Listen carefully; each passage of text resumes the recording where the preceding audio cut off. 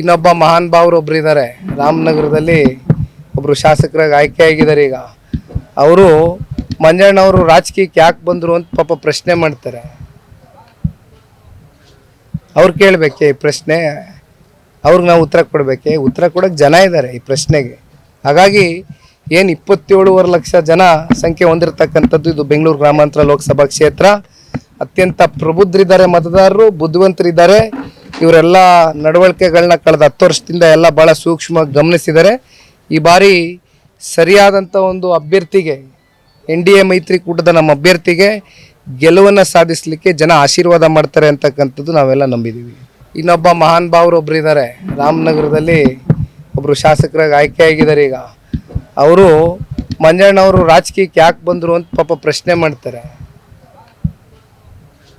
ಅವ್ರು ಕೇಳಬೇಕೆ ಈ ಪ್ರಶ್ನೆ, ಅವ್ರಿಗೆ ನಾವು ಉತ್ತರ ಕೊಡಬೇಕೆ? ಉತ್ತರ ಕೊಡೋಕ್ಕೆ ಜನ ಇದ್ದಾರೆ ಈ ಪ್ರಶ್ನೆಗೆ. ಹಾಗಾಗಿ ಏನು 27.5 ಲಕ್ಷ ಜನ ಸಂಖ್ಯೆ ಹೊಂದಿರತಕ್ಕಂಥದ್ದು ಇದು ಬೆಂಗಳೂರು ಗ್ರಾಮಾಂತರ ಲೋಕಸಭಾ ಕ್ಷೇತ್ರ. ಅತ್ಯಂತ ಪ್ರಬುದ್ಧರಿದ್ದಾರೆ, ಮತದಾರರು ಬುದ್ಧಿವಂತರಿದ್ದಾರೆ. ಇವರೆಲ್ಲ ನಡವಳಿಕೆಗಳನ್ನ ಕಳೆದ 10 ವರ್ಷದಿಂದ ಎಲ್ಲ ಭಾಳ ಸೂಕ್ಷ್ಮವಾಗಿ ಗಮನಿಸಿದ್ದಾರೆ. ಈ ಬಾರಿ ಸರಿಯಾದಂಥ ಒಂದು ಅಭ್ಯರ್ಥಿಗೆ, NDA ಮೈತ್ರಿಕೂಟದ ನಮ್ಮ ಅಭ್ಯರ್ಥಿಗೆ ಗೆಲುವನ್ನು ಸಾಧಿಸಲಿಕ್ಕೆ ಜನ ಆಶೀರ್ವಾದ ಮಾಡ್ತಾರೆ ಅಂತಕ್ಕಂಥದ್ದು ನಾವೆಲ್ಲ ನಂಬಿದ್ದೀವಿ. ಇನ್ನೊಬ್ಬ ಮಹಾನ್ ಭಾವರು ಒಬ್ರು ಇದ್ದಾರೆ.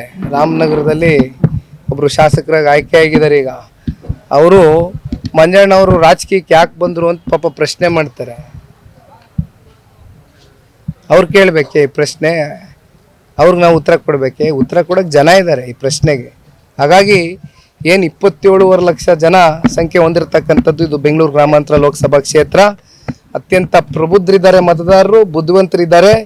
ಇವರೆಲ್ಲ ನಡವಳಿಕೆಗಳನ್ನ ಕಳೆದ 10 ವರ್ಷದಿಂದ ಎಲ್ಲ ಭಾಳ ಸೂಕ್ಷ್ಮವಾಗಿ ಗಮನಿಸಿದ್ದಾರೆ.